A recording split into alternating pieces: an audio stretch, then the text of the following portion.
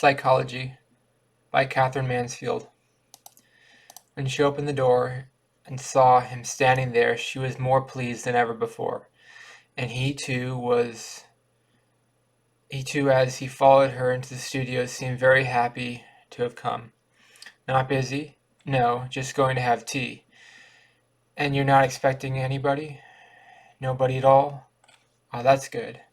He laid aside his coat and hat gently, lingering, as though he had time to spare for everything, or as though he were taking leave of them forever, and came over to the fire and held out his hands to the quick, leaping flame.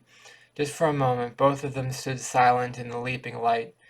Still as it were, they tasted on their smiling lips the sweet shock of their greeting.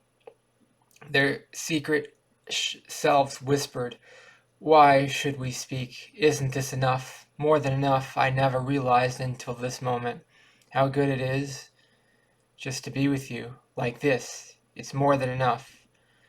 But suddenly he turned and looked at her, and she moved quickly away. "Have a cigarette. I'll put a kettle on. Are you longing for tea?" "No, not longing." "Well, I am." "Oh, you?" He thumped the Armenian cushion and flung it on to the sommier. "You're a perfect little Chinny?" "Yes, I am," she laughed. "I long for tea as you're a perfect little Chinese." "Yes, I am," she laughed. "I long for tea as strong men long for wine." She lighted the lamp under its broad orange shade, pulled the curtains, and drew up the tea table. Two birds sang in the kettle. The fire fluttered. He sat up, clasped his knees. It was a delight, this business of having tea, and she always had delicious things to eat, little sharp sandwiches, short, sweet almond fingers, and a dark, rich cake, tasting of rum. But it was an interruption. He wanted it over, the table pushed away, their two chairs drawn up to the light, and the moment came when he took out his pipe, filled it, and said, pressing the tobacco tight into the bowl, "I've been thinking over what you said last time. It seems to me..."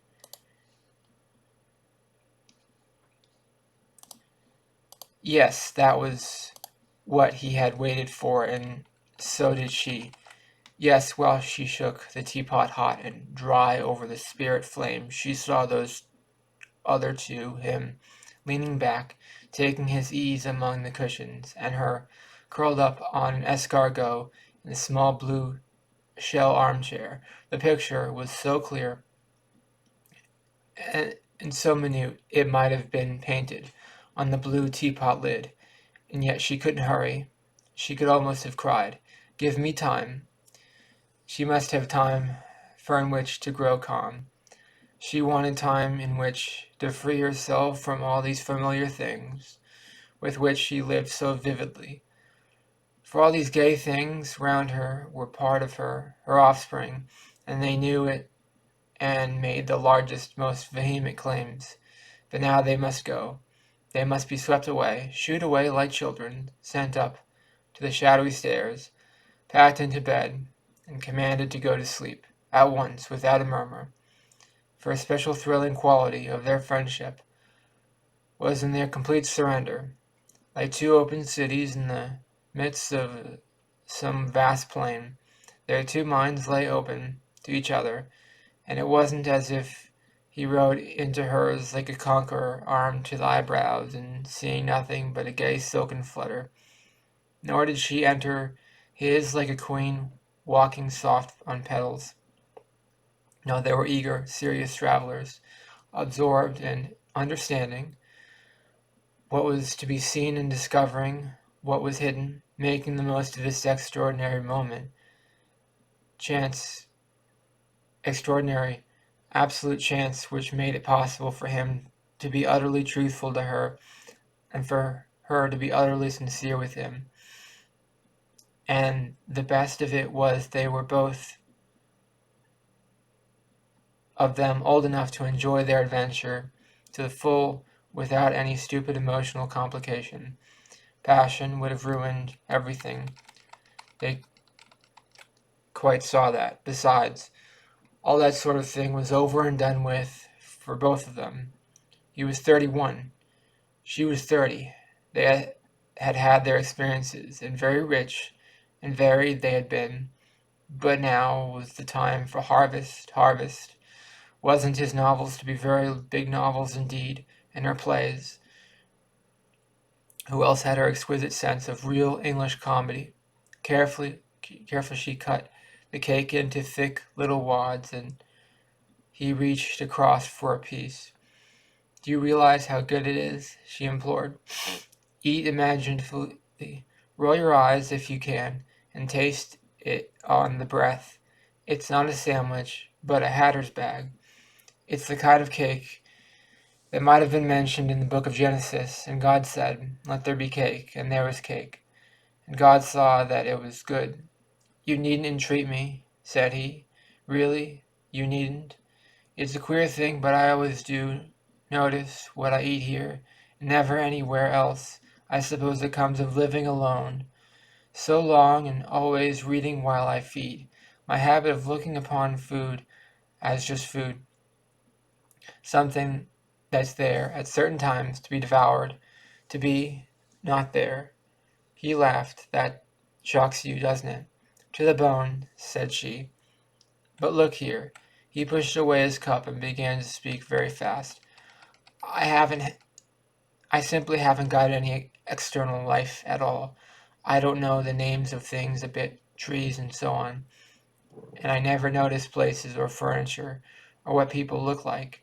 One room is just like another to me, a place to sit and read or talk in, except," and here he paused, smiled in a strange, naive way, and said, "except this studio." He looked round him, and then at her. He laughed in his astonishment and pleasure. He was like a man who wakes up in a train to find that he has arrived already at the journey's end. "Here's another queer thing. If I shut my eyes I can see this place, down to every detail, every detail. Now I come to think of it, I've never realized this consciously before. Often when I am away from here I revisit it in spirit, wander about among your red chairs and stare at the bowl of fruit on the black table and just touch, very lightly, the marvel of a sleeping boy's head." He looked at it as he spoke. It stood on the corner of the mantelpiece, the head to one side, down drooping, the lips parted, as though in his sleep the little boy listened to some sweet sound. "I love that little boy," he murmured, and then they both were silent. A new silence came between them, nothing in the least like the satisfactory pause that had followed their greetings.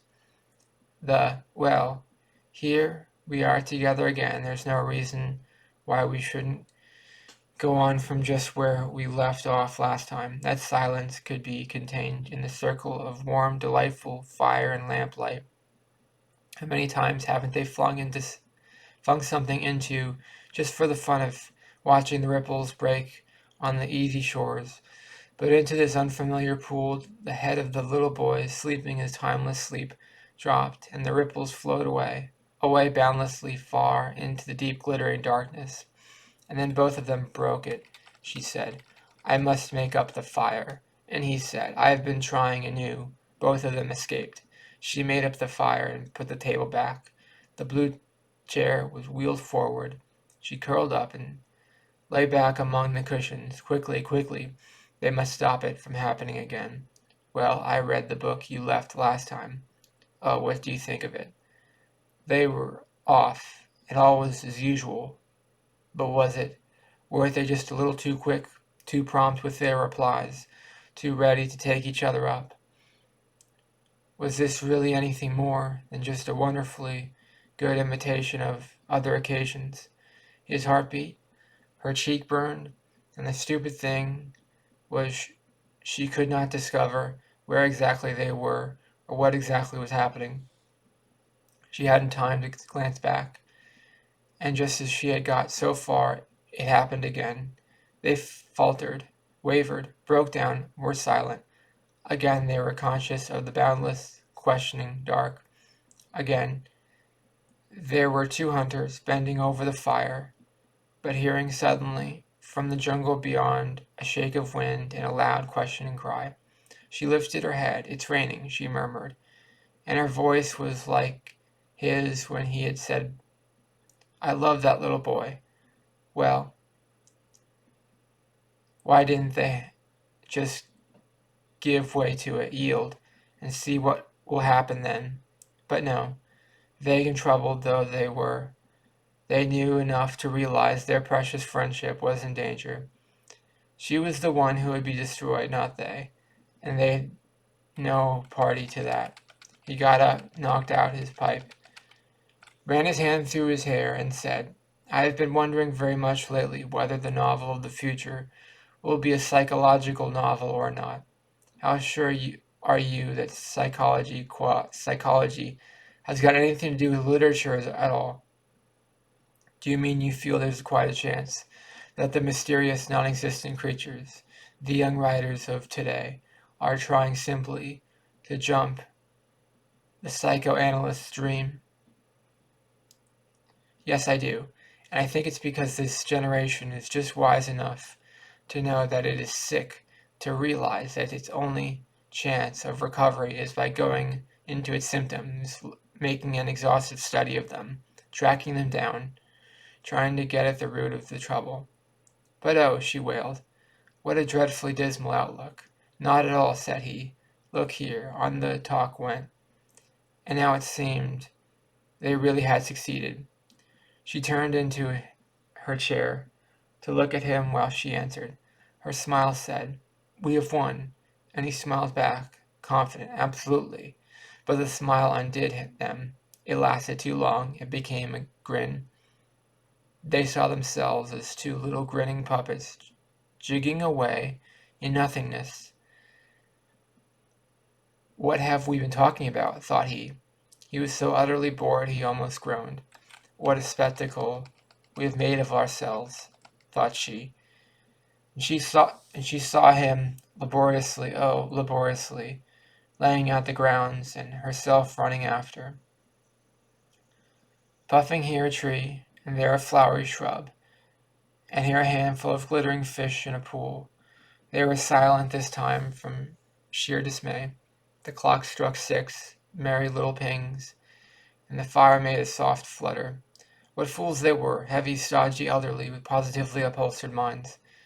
And now the silence put a spell upon them, like solemn music. It was anguish, anguish. For her to bear it, and he would die. He'd die if it were broken, and yet he longed to break it, not by speech, at any rate not by ordinary maddening chatter. There was another way for them to speak to each other. In the new way he wanted to murmur, "Do you feel this too? Do you understand it at all?" Instead, to his horror, he heard himself say, "I must be off. I'm meeting a brand at 6. What devil made him say that instead of the other? She jumped, simply jumped out of her chair, and he heard her crying, "You must rush then. He's so punctual. Why didn't you say so before?" "You've hurt me, you've hurt me. We failed," said her secret self while she handed him his hat and stick, smiling gaily. She wouldn't give him a moment for another word, but ran along the passage and opened the big outer door. Could they leave each other like this? How could they? He stood on the step, and she just inside holding the door. It was not raining now. "You've hurt me," said her heart. "Why don't you go?" "No, don't go. Stay. No, go." And she looked upon the night. She saw the beautiful fall of the steps, the dark garden ringed with glittering ivy. On the other side of the road, the huge bare willows, and above them the sky big and bright with stars. But of course he would see nothing of all this. He was superior to it all. He with his wonderful spiritual vision. She was right. He did not see nothing at all. Misery. He'd missed it. It was too late to do anything now. Was it too late? Yes, it was. A cold snatch of hateful wind blew into the garden. Curse life, he heard her cry. Au revoir. And the door slammed. Running back into the studio, she behaved so strangely. She ran up and down, lifting her arms and crying, "Oh, oh, how stupid, how imbecile, how stupid." And then she flung herself down on the sommiere, thinking of nothing, and just lying there in her rage. All was over. What was over? Oh, something was. And she'd never see him again, never. After a long, long time, or perhaps 10 minutes, had passed in that black gulf, her bell rang, a sharp, quick jingle. It was he, of course, and equally, of course. She oughtn't to have paid the slightest attention to it, but just let it go on ringing and ringing. She flew to answer. On the doorstep there stood an elderly virgin, a pathetic creature who simply idolized her, heaven knows why, and had this habit of turning up and ringing the bell and then saying, when she opened the door, "My dear, send me away." She never did. As a rule, she asked her in and let her admire everything and accepted the bunch of slightly soiled-looking flowers more than graciously. But today, "Oh, I am so sorry," she cried, "but I've got someone with me. We are working on some woodcuts. I'm hopelessly busy all evening." "It doesn't matter. It doesn't matter at all, darling," said the good friend. "I was just passing, and I thought I'd leave you some violets." She fumbled down among the ribs of a large old umbrella. "I put them down here, such a good place to keep flowers, out of the wind. Here they are," she said, shaking out a little dead bunch. For a moment she did not take the violets, but while she stood just inside, holding the door, a strange thing happened. Again she saw the beautiful fall of the steps, the dark garden, ringed with glittering ivy, the willows, the big bright sky. Again she felt the silence. That was like a question.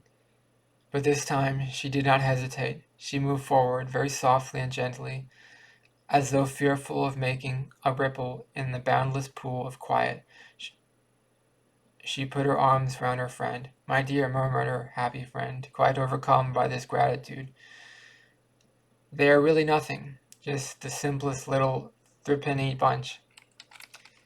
But as she spoke, she was enfolded more tenderly, more beautifully embraced, held by such sweet pressure, and for so long that the poor dear's mind positively reeled, and she just had the strength to quaver, "Then you really don't mind me too much." "Good night, my friend," whispered the other. "Come again soon." "Oh, I will, I will." This time she walked back to the studio slowly, and standing in the middle of the room, with half-shut eyes, she felt so light, so rested, as if she had woken up of a childish sleep. Even the act of breathing was a joy. The sommiere was very untidy, all the cushions like a furious mountains. As she said, she put them in order before going over to the writing table. "I've been thinking over our talk about the psychological novel," she dashed off. "It really isn't intensely interesting," and so on and so on. At the end she wrote, "Good night, my friend. Come again soon."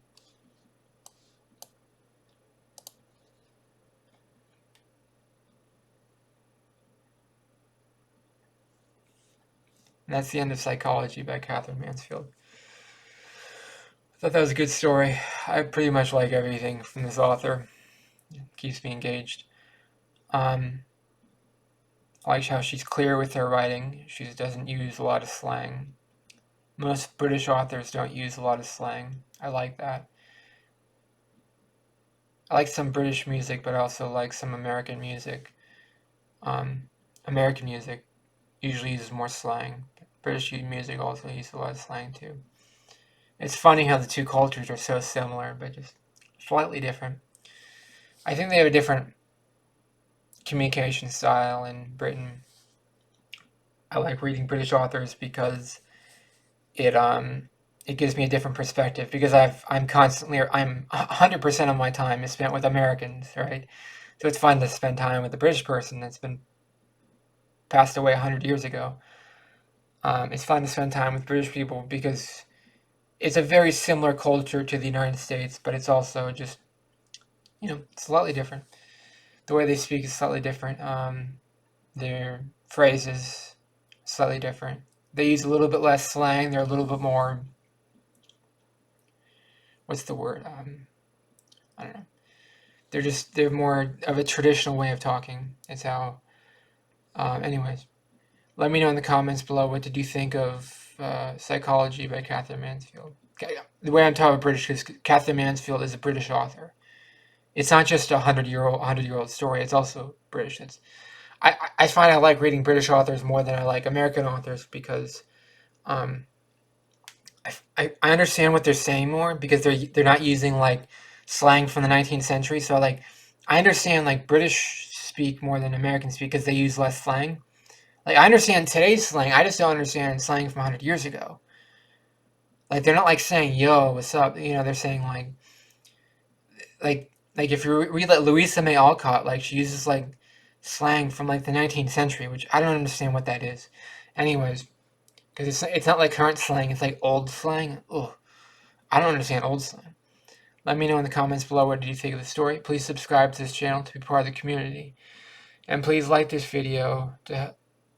Please like this video. It really helps the channel out a lot. Thank you for watching. Have a great day. Bye bye.